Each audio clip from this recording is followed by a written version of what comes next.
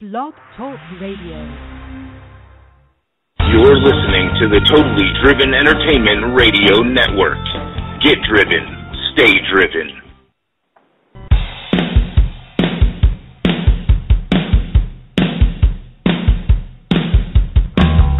It's time. It's time to get driven. It's Totally Driven Radio with your host, Bay Ragney and Nick Wilkinson.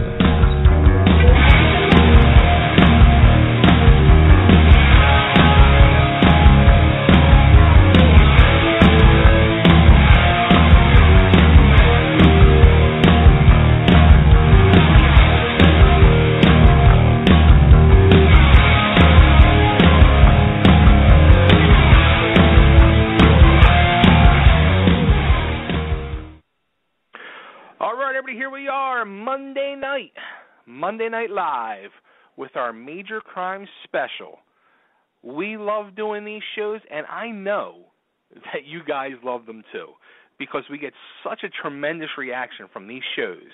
And we talk about this with Tony the few times he's been on in the past. We're just like, it's so incredible. The fan support that you guys give this show and Tony is just amazing. And now we have they're new to me at least, the Flynn-Girls. They're all over the place loving Mr. Tony Denison and Major Crimes and supporting not only the Major Crime show, but supporting our show tonight in full force. And it makes me very excited, and I know Tony's going to be excited. So I hope everybody out there is excited. I know a lot of people, they're waiting patiently. They're emailing questions, they're tweeting, they're Facebooking, they're doing it all in anticipation of the interview with Tony. So he'll be calling in a few minutes. So I want to thank everybody for listening tonight. I want everybody to stay tuned. I'm going to take a quick commercial break, pay some bills, and hopefully on the flip side, we'll be talking with the one and only Tony Denison. Stay tuned. All righty, welcome back. Totally Driven Radio, Major Crime Special. The commercials are all out of the way, so you can thank me now. So now we can just have Tony time. And my good friend, my co-host, my confidant, Mr. Nick Wilkinson, is along by my side as well. So, Nick, you ready to roll? I'm ready, man. I'm behind the scenes pushing buttons and pulling levers. What are you, at the casino, waiting for them cherries to pop down? That's what it is. Nice. All right, well, let's stop letting the man wait. Let's welcome him back, our good friend, the one, the only, Mr. Tony Denison. How are you doing? I'm doing great, thanks. How are you guys? I thought I was in cyberspace there for a second. Yeah, we figured we throw some commercials up there because I don't think that the Flynn-Girls really want to hear us talk. They want to hear you talk. Well, I hope so, I guess. Now, I mean, this is the fourth time you've been on with us, and we always talk about that. Like, you guys have such this is an the one incredible... where I finally get paid, right? Yeah, the check's in the mail. Finally get paid? Okay, good. The check's in the mail. Anyway, I'm sorry. I didn't mean to. I'll have Joey Feldman paint you a picture. That's right. Yeah, that's right. You know Joey. That's right. So we talk about it every time. Is the support that you guys get throughout social media is tremendous. And this time around, I've never noticed the prior times, but this time the Flynn-Girls are out in full force. Is this something new? I guess. I mean, yeah. I mean, look at it this way: whether it is or not, it's fantastic. And the episode before where I gave Mary a kiss on the cheek. The episode before last when she adopted Rusty, apparently it went crazy. And it was funny because there's a scene at the end, one of my favorite old Westerns is a movie called My Darling Clementine. And Henry Fonda, before he leaves town and he tells Clementine that he's going to be coming back, he leans in and gives her a kiss on her right cheek. Holds both shoulders and says, right. Well, ma'am, I hope to be back this way again soon. I'll look you up. And she says, I'd like that. And he goes, I'd like that too. And then he rides off. So I wanted to kiss her on the right cheek, but the camera was on the left side, so I had to kiss her on the left cheek. but I held her shoulders just like Henry Fonda did. So every chance I get to do something reminiscent of a movie that I've seen or an homage to a movie I've seen, I always do. That's cool. Do you thanks. do that a lot with like things you've done through the years with stuff like that? Oh yeah, a lot of times. I'll certain things I'll do that actors have done, like especially actors who I really like Jimmy Caan. A lot of times I'll do things that Jimmy Caan's done in movies. Some physical stuff. I mean, obviously I don't want to mimic their voices or anything like that. Right. But I'll do stuff like that, and and it's because I just respect their work so much. That's awesome. Now, do the other cast members, did they kind of razz you a little bit about the whole Flynn-Girl thing? I don't know if they razz me. I mean, maybe I wish that maybe they think maybe they'd like to have Provenza Girls or whatever, but and I'm not sharing any. So no, I don't know. I don't get any razzing from anybody. I think what helps one helps all. I would imagine. If there's a lot of people who tune in to watch me on the show, they're watching the show, so everybody else benefits. I'm sure there's a lot of people tune in to watch Rusty, Graham's character, and Mary's character. Obviously, a lot of people tune in to watch her, and yeah, fine. If they tune in to watch, something with one of our guest stars, it doesn't. Like I said, what's good for one is good for all. For all, sure. Now, I guess it was the middle of last season. There was an episode that really, kind of moved me, and the acting in it just blew me away. And the episode was called Letting It Go. And I just felt the storyline with the rape victim and also Rusty's storyline in that as well, with his mom in jail and her, trying to get him to go back on the street and earn money for her. And it was like a very eye-opening episode to where, I mean, this is realities of life that it's kind of hard to believe that it really goes on. And I was really kind of sad and torn in one spot, but the other side I'm kind of happy you guys touched on it and showed that side of life. And also the ending scene with Nikki DeLoach and Kieran, I just thought was so incredible and moving. The whole episode, I just thought it was an A+ episode from every point of view. You mean the one with the military people, right? Yeah. That was an A+ episode. I mean, a lot of the stories are dramatic enhancements of some true stories that went down, and so and sometimes the thing that we do so well on the show, the writers do so well, and the whole production team, is they recreate these circumstances and situations, both emotionally and physically, with the way they, there's as much an emotion from the way the set is created, for crime scenes, as there is the actors, saying their lines and bringing what they bring.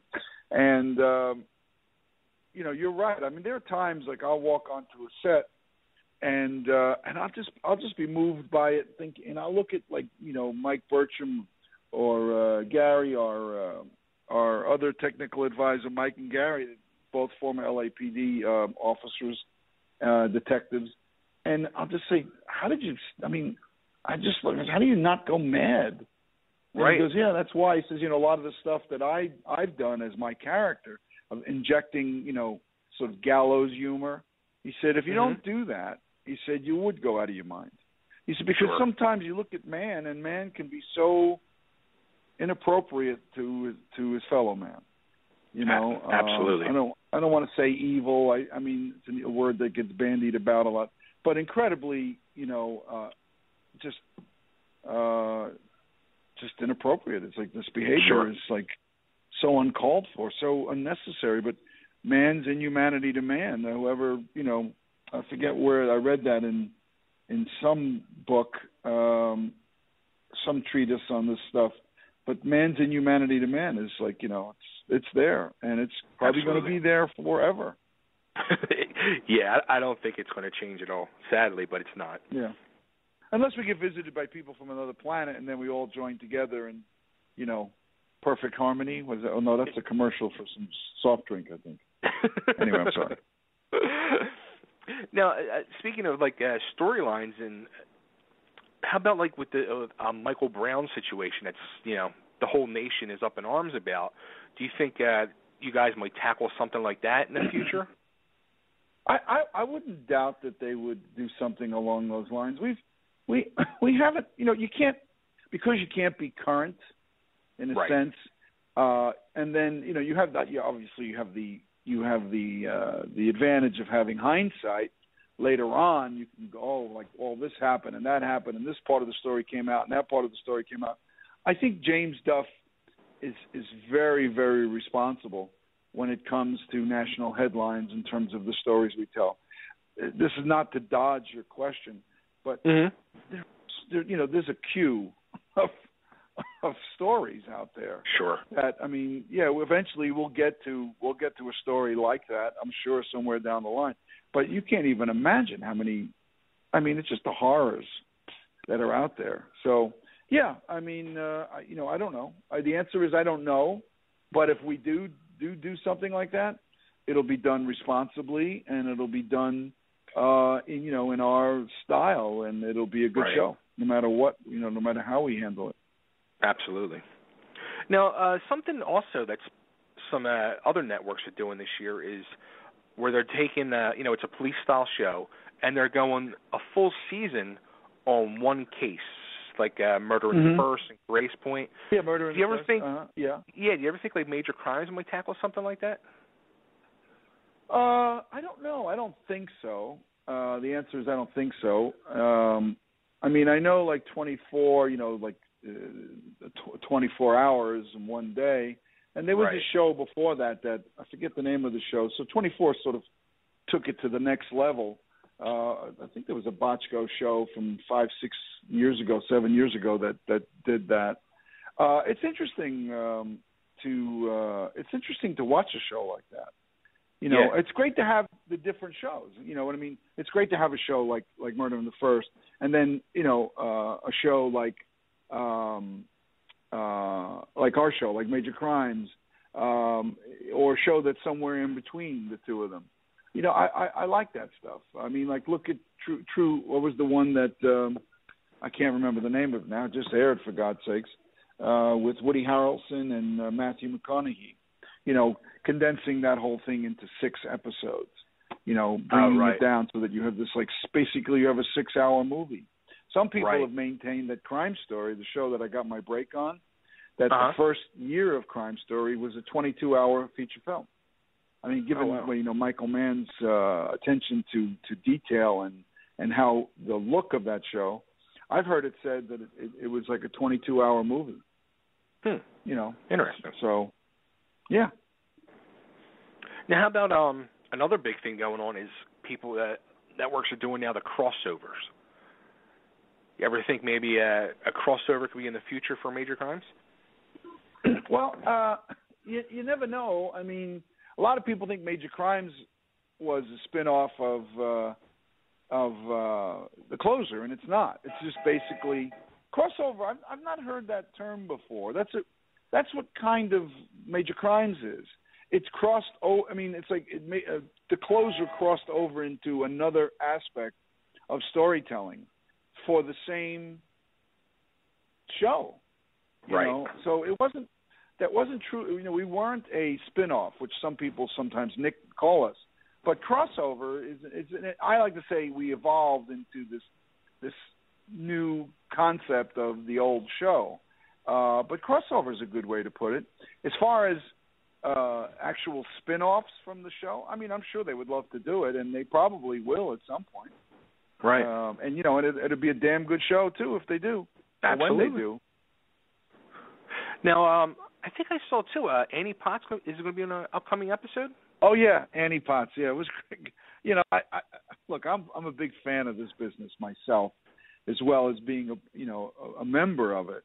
And when I get to work with different actors and actresses, and I'm like, it was really nice to meet her. I remember even though she wasn't the lead in Ghostbusters, I mean, she's got that dry, droll delivery on stuff that's so endearing. Right. And I still have this dream where I sit and I'm on my prayers every night and I go, please, Sophia Loren, can she please be on our show? Sophia Loren, can Sophia Loren please be on our show? She can play my mother, my aunt, my ex-wife. I don't care. I mean, a lover. I mean, Sophia Loren. So stuff like that would be like, So I'm always happy when some actor comes on, and then there's actors that come on the show who you just you see them on other shows all the time, and you just like their work, and you're just happy to work with them. I mean, like I said, I'm a fan of the business. So there's so many actors out there that I just hope, cross our paths and get on the show. Sure. It's great. It's great. That's fun when that happens. And then it's also interesting too.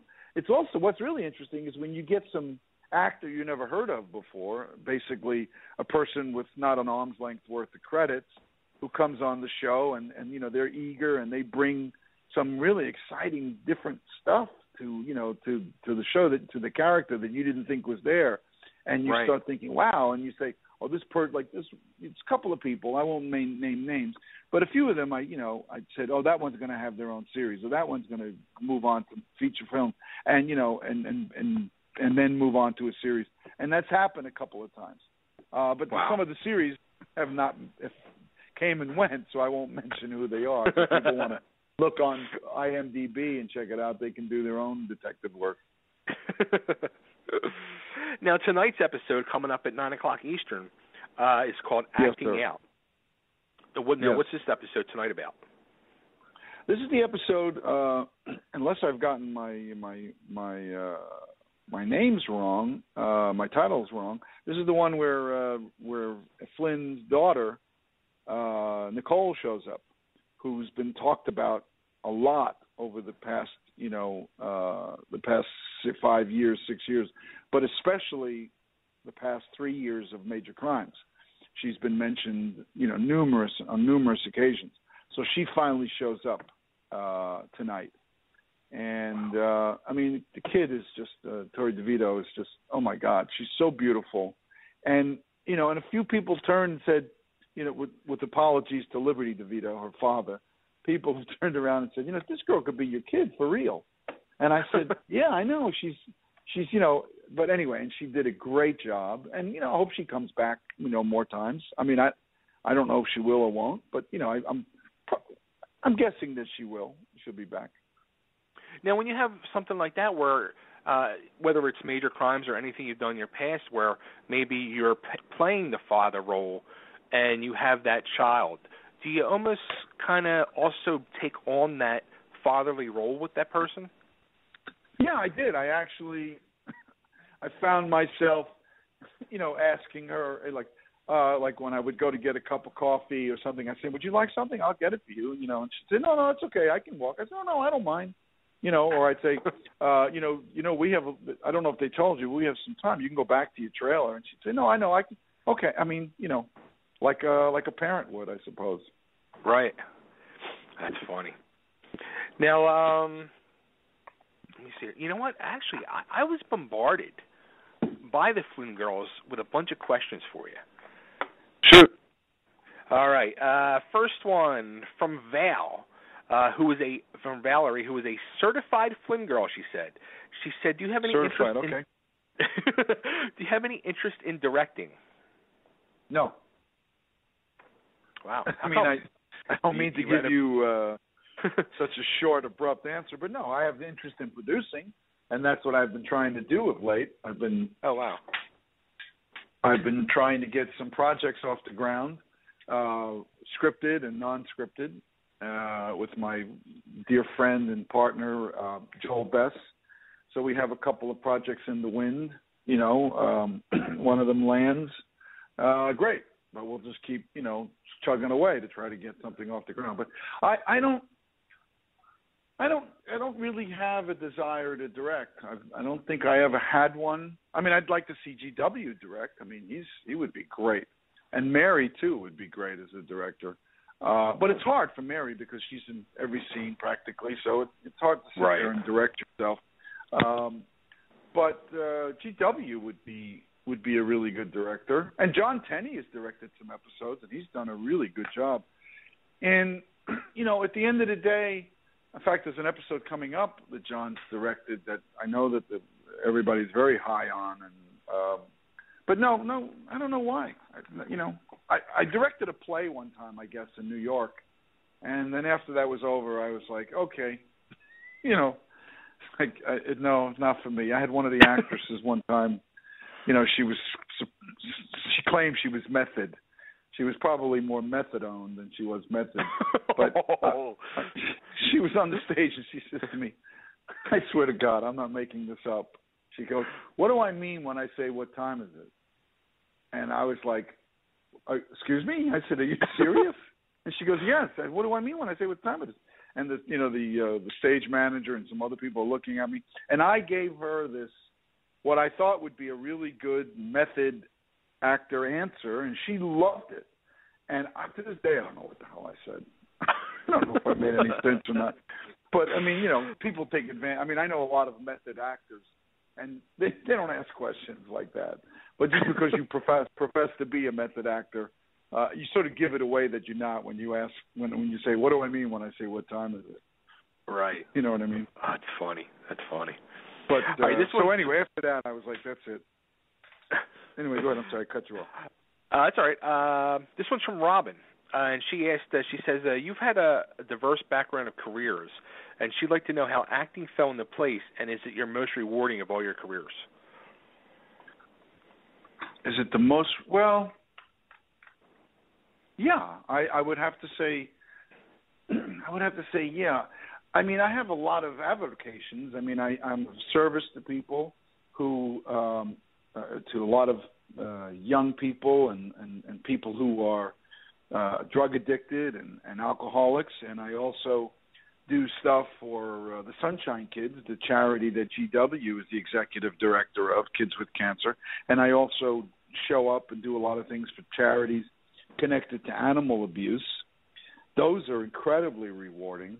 So, it's like they sort of coexist simultaneously because I have this really wonderful life where I have a lot of free time, really, when you think about it, that I'm available. And also I have the kind of celebrity where people want you to be at these things. I get an opportunity to use the joy of this job, of this profession, and, give to others, continue to give back. I mean, I like I've said this before. I'll say it again. I'll say it again still. I grew up in a blue-collar family. My father was a truck driver, and my mom was a seamstress. They were immigrants from Sicily. I mean, albeit they came here when they were kids. And they had this blue-collar value, this work ethic, which is, what they were about. And that rubbed off on me. But I tell people I'd like to think that I have a blue-collar work ethic in a gold-collar profession. And I think that, that's hopefully served me all these years. So maybe we'll continue. So I try to give back, I try to be of service to others. And I get to play cowboys and Indians and the white hats and the black hats and astronauts and lawyers and doctors and cops and gangsters. And it's wonderful. It sounds like it is, and it sounds like you're enjoying it. So, yeah, I am. I'm enjoying it very, very much. All right, this one is from. I would love to Sally. play a character sometime, though. I would love to play a character sometime like Paul Newman did in Hombre, where he played, a guy raised by Indians and the quote unquote white man raised by the Indians. That was a really cool movie. I'd love to play a character like that. But anyway, I'm sorry. Go ahead. That's all right. This one's from Sally, and she's from the UK. And she says, okay. If, or should I say when, Shandy becomes an official item, if you could pick one date to film, where would you guys go, and what would you be doing? Oh, my God, that is a great question. I don't know. I mean, if I say it, then, I don't want to, like, dissuade the writers, because if I say it, then they're going to say, well, Tony thought of that. Let's think of our own, or that's already out there. But, I mean, I would think it would be, I'll give you this answer. I think it would be, I'd like it to be something very simple, that people do in L.A., and it's not necessarily about going to movies or going out to dinner. It's something very, very simple. Something to do with, people do a lot here. They drive up along Mulholland, look at the views, or they go up to the planetarium. I mean, they go to the observatory. I mean, and they look out over the city, because the city at night with the lights is so beautiful. Something like that might be fun. Or even getting on the boat and going to Catalina. I mean, I don't know. There's so many things you could do, or driving out to the desert. But going out to it would be funny to see Flynn in some like really swanky restaurant, like trying to like make sense of like some of the pretentiousness of it. All right, this one's from Jess, and she wants to know from Crime Story. Do you see any comparisons between your character of Andy Nail and Ray from Crime Story?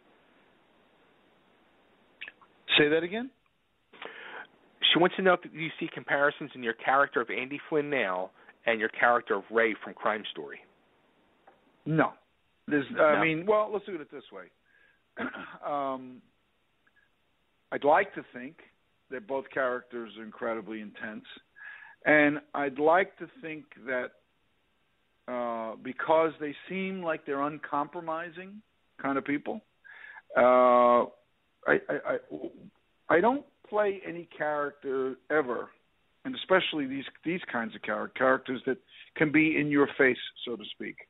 I don't play them ever to be liked or disliked or anything like that. I just play them to be understood. So This is a guy who operates, in his world in a pretty specific way, and he's got, and it's like this is the life that he's chosen, and this is what he does. Yeah, sure, he has moments where he thinks, my God, I mean, again, the inhumanity here, but he does it because he knows somebody has to do it, and he's happy to be of service that way. So it's a lot of what myself in it. Now with Ray Luca, I mean, again, we're talking about a guy who makes no excuses for himself. But again, this is the life that he chose. Right. And this is what it's about. And to play a character, it's like especially when you play a gangster, you can't play a gangster to say, I'm really a good bad guy. You got to be you got to be the bad guy. I mean, remember like in the movie The Godfather, when you see all these like, quote unquote gun-toting gangsters, and then Robert Duvall, who is the consigliere and basically the more, he's the suited guy, not really getting his hands dirty. When Tessio is being taken away, and Tessio looks at him and he says, "Hey, Tom, can you get me off the hook for old time's sake?" And Tom looks at him with the most cold-blooded eyes of anybody and goes, "Can't do it, Sonny. I can't do it, Tess." And it's like, "Can't do it, Tessio." And as I look, like, and then he looks at the other guy like, "Get him out of here." That's like pretty cold-blooded stuff. You know what I mean? All right, let's see here what we got here. This one's from Kate, and she wants to know, if you could write one Major Crimes episode, what would you do with it? Beside from Sophia Loren being in it, she said. Oh, okay. Well, definitely Sophia Loren would be in it. I think what I would do is I would do an episode, and I've proposed this before. I'd like to have an episode where GW and Flynn and certainly Mary, somehow we get involved in some kind of situation very similar to we did with Skybox tickets. Something like that would be fun, where Mary has to, basically dealing with the two of us in our dysfunctionalism. Something like that would be fun. I mean, I don't know. I think I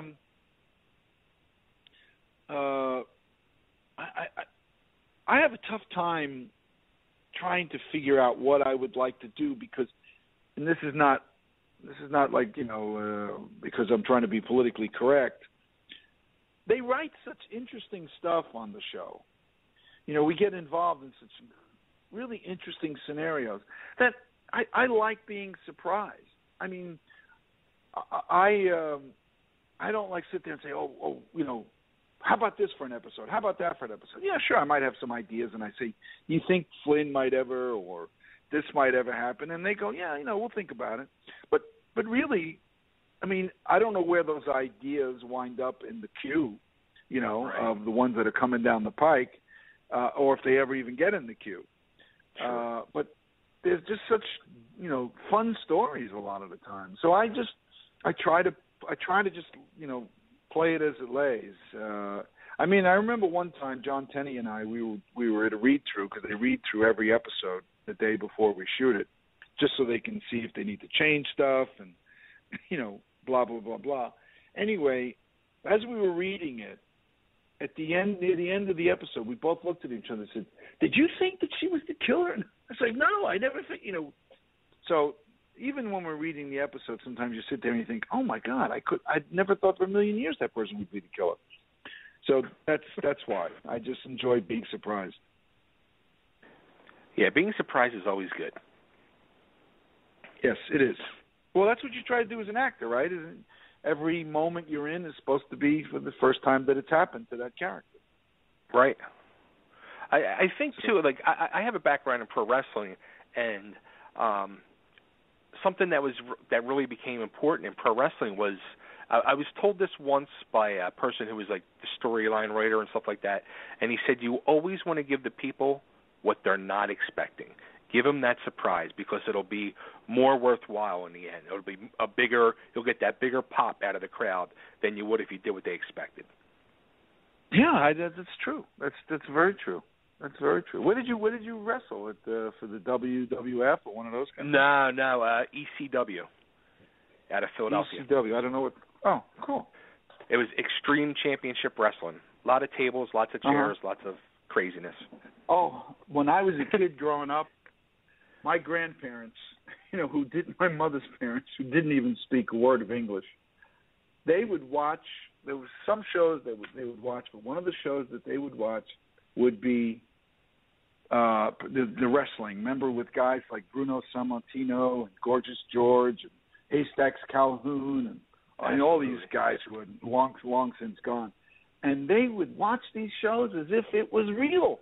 When the guys would pick up a folding chair and they would say in Sicilian, they'd be, oh, Moschino, Moschino be like, little one, oh, the child is being, and I would sit there and I would say, Grandma, Grandpa, this is not real. And they, what? And they would look at me like I was crazy. They go, they would look at this, look, and they would root for it. I'm telling you, but obviously because Bruno Sammartino was Italian, he was the hero. He was the savior. Yes.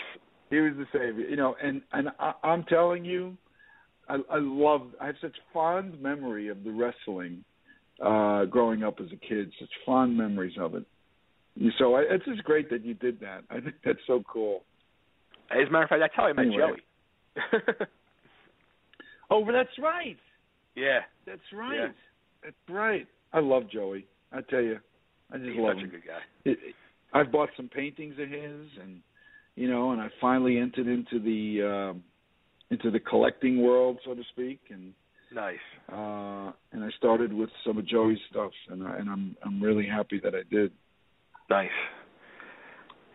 All right, let's see. We have another question here. This one's from Katie, and she asked, over the 10 seasons of you playing Flynn, you started out earlier from the closer, where you really weren't a nice guy and you were out to foil the lead character.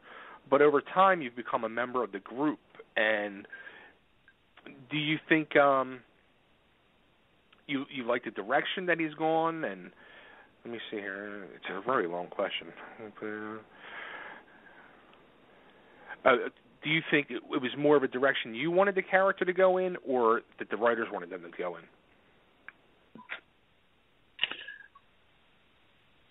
I don't understand the question.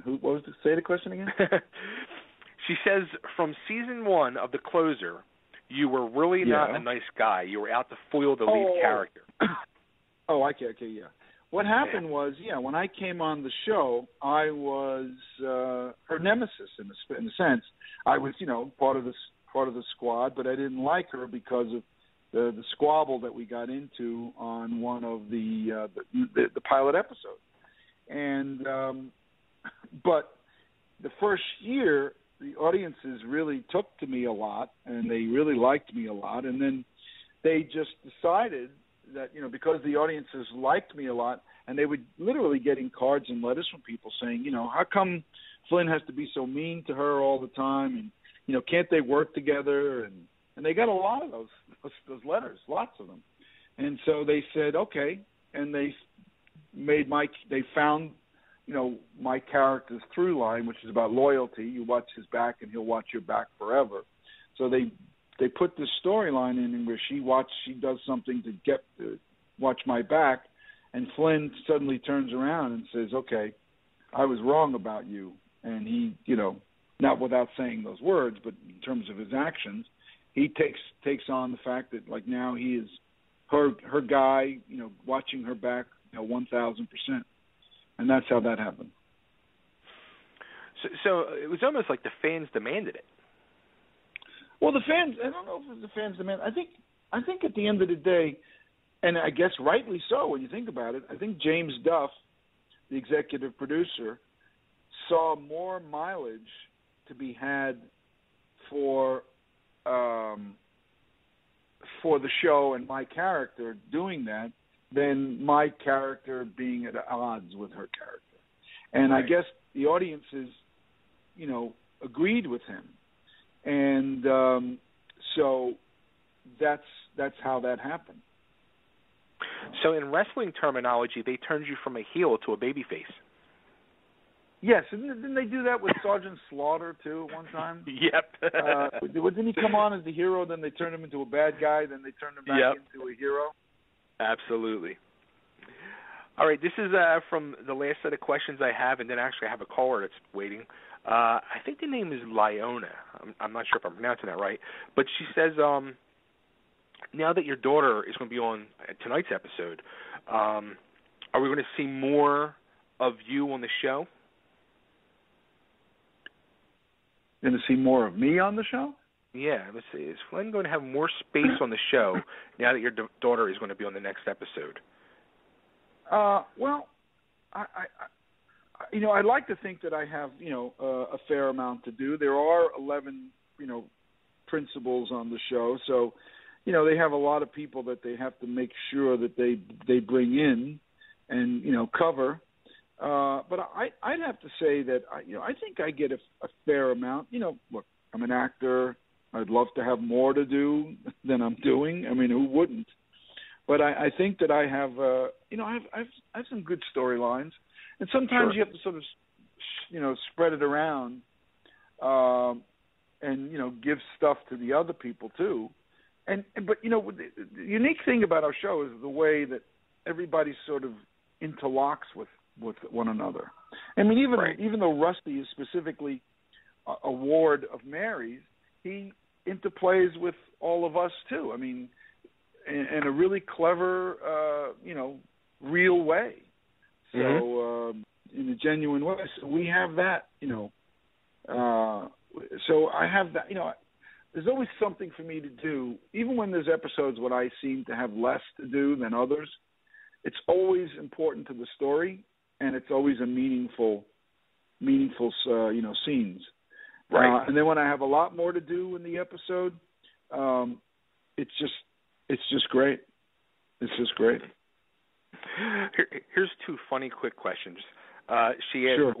What happened to the toothpick? The Flynn-Girls missed that small piece of wood terribly. Yes. Well, tell them that I might try to bring the toothpick back. And I have to do it sort of in a stealth way. But I don't know if you noticed, there was an episode last year with GW, son of a gun that he is. He takes out a toothpick in a scene where we're driving in the car with Rusty in the back seat, and he starts using the toothpick. And he did, if you watch that episode again, he specifically is like bringing so much emphasis to the toothpick, it's trying to like needle me about it. So that's funny.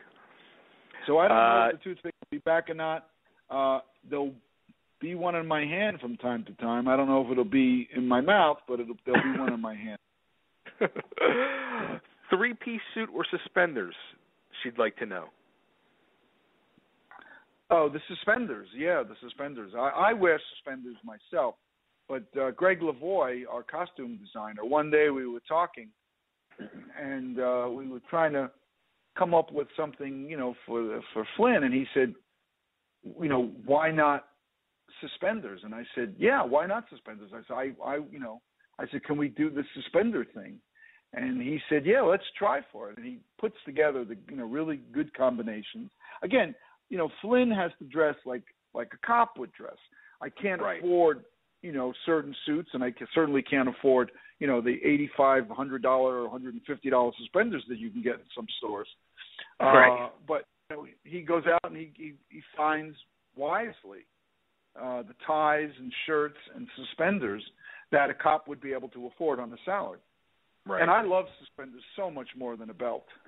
And it's really old school, and it's it's great. I love the suspenders.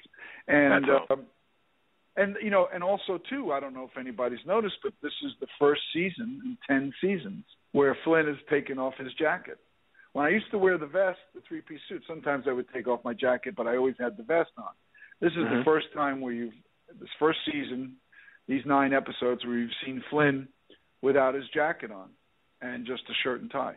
And the first time. So and it's funny that the fans pick up on that stuff too. Oh, they picked up on it. I was telling somebody that, and they said, "Really?" And I said, "Yeah. Well, clearly you don't watch every episode." I said, "Because the fans do." I finally, I got somebody wrote and said, "Oh my God, Flynn finally took his jacket off," and I was like, "Holy moly! They noticed? That's so cool." Oh, that's funny. All right, let's. We only got time for one call here, and this person's been waiting. So let me get to Erica. Please. Erica, you're all live with Tony Denison. Shoot your question away. Hi, Tony. I actually don't have a question. I just am an original Flynn girl from way back on the closer. Oh. Hi, yep. How are you? I have been tweeting with you every time you're on Monday nights. You have been awesome tweeting with us Flynn girls, and I just have to say thank you for that. Well, thank you. I mean, I wrote on one of the fan appreciation site, and I meant it. I mean, there might be people who appreciate what I do, but I can't tell you how honored I am that this is happening. I mean, I'm just thrilled.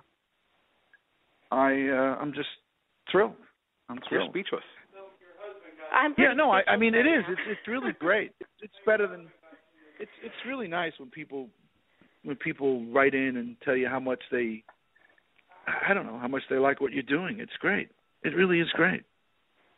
Well, I think it's awesome. All the Flynn girls really love it when you tweet with us, and I have to give a shout out to my friend Renee because I triple dog dared her to call in, but she didn't do it, and so I don't know. I don't know why she didn't do it, but I got up the nerve to do it. So.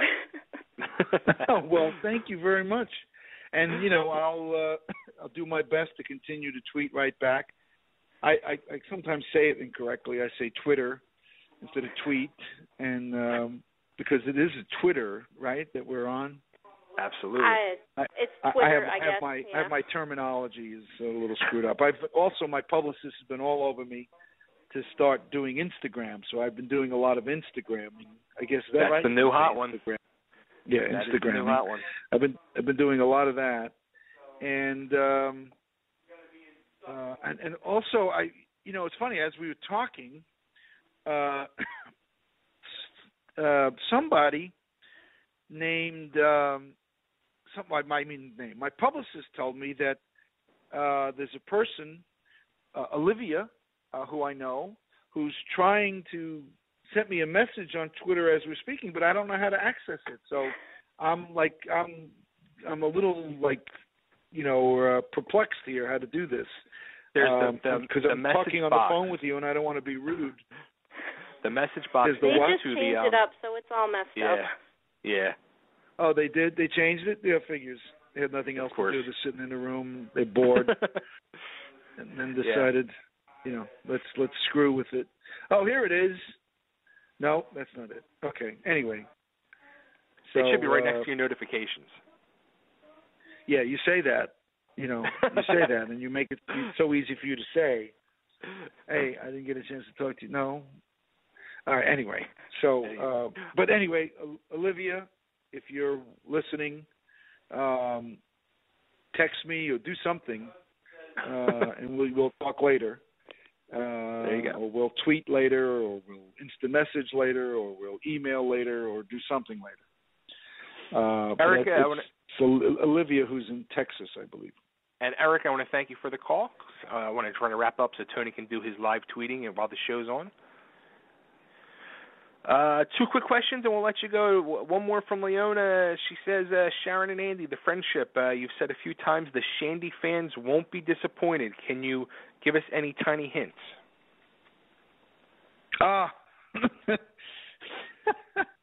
No, not a chance. Not for fear of my life. I mean, James stuff is very guarded about. Let's look at it this way. I will give you this answer. I will tell you that as you're watching this particular these back 9 episodes, this winter episode, you won't be disappointed in the development of that storyline. Trust me, you won't be even remotely disappointed. Okay, very nice. Is that a good enough answer? I think so, and right now I picture a lot of Flynn-Girls clapping their hands. Yeah. As to how active or inactive it'll be, but let's look at it this way: it's moving along. Gotcha. Very nice. And the last question, and I'll let you go. And this is kind of a goofy question, but it's from me being Italian to you, a fellow Italian. And I know you love to cook, and your chef Tony over there. So when you're making do you call it sauce or do you call it gravy for your macaroni? Oh, well, I grew up calling it gravy. And when I say that to people now, like in California, they go, what? No, I mean the pasta sauce. I go, well, I call it macaroni and gravy, the gravy for the macaroni. I said, so now I don't use the word macaroni anymore because people don't know what the hell I'm talking about. So I say pasta. And I'm sort of reluctantly I say sauce, But yeah, you're right. I grew up calling it gravy. I mean, because it was like so thick, Yep. It was so thick and cool. And I mean, some of the people, I was just visiting back east, and some of one of my sisters said, yeah, the gravy here at this restaurant, it's pretty good. I was like, oh, right, gravy. Oh, that's funny. I always try to ask all the Italian guests we have, and usually sauce wins out. A lot of times they're like, what? Yeah, sauce wins out. I don't know why. It just does. But, what the hell? It still tastes as good. Like one of my favorite things to tell people all the time is that there are 2 great truths in the world. One is that nobody doesn't do anything they don't really want to do. And 2, everybody loves Italian food. So. Absolutely. Yeah. Tony, as always, it's a blast and a pleasure to have you on, and I look forward to doing this again sometime later in the season. Guys, you tell me whenever you want. I'm ready. I love talking with you, and I'll pass along your how do you do's to our pal Joey. Absolutely. And in fact, I might even see him later tonight. So if I do, I'll tell him you said hey. Cool. Yeah, we had him on the show a couple weeks ago after the big art gallery show. Isn't his artwork cool? It is amazing. Yeah, I've got quite a few pieces of his, so I'm very happy. That's very great. happy. Cool. All right, well, Tone, good luck. Oh, I should mention joeyfeldman.com, right? I should give him a plug, right? joeyfeldman.com. Everybody can check out some really cool work. A mutual friend of mine, Tony. He's the one who did the artwork for Argo, for the movie Argo. Yeah, in the beginning. And that's like some of his simple stuff. Yeah. So anyway. Right. All right, everybody, will tune in right now. Go to TNT. Major Crimes gets ready to start in a couple minutes, and get ready for the boom. There you go. Thank you again. Thanks, Tony. Take care, my friend. And you have a happy holiday season too. You too. All right. See ya. All right, everybody, there he goes. Tony Denison. As always, a blast. It's always fun talking with Tony. And everybody, like I said, tune in now. Go over to TNT and get ready for the boom, because Major Crimes is getting ready to start. I want to thank everybody for tuning in tonight, everybody for calling in. There was another caller who I'm sorry I couldn't get to. I know I had to get Tony off so he can get ready for live tweeting. And thanks to all the Flynn-Girls and everybody for emailing questions in, and all the tweeting you guys have done all weekend. It's been great. It's been a lot of fun. Thank you for the help. Thank you for the support. And thanks again, everybody. And remember to stay driven. See yous.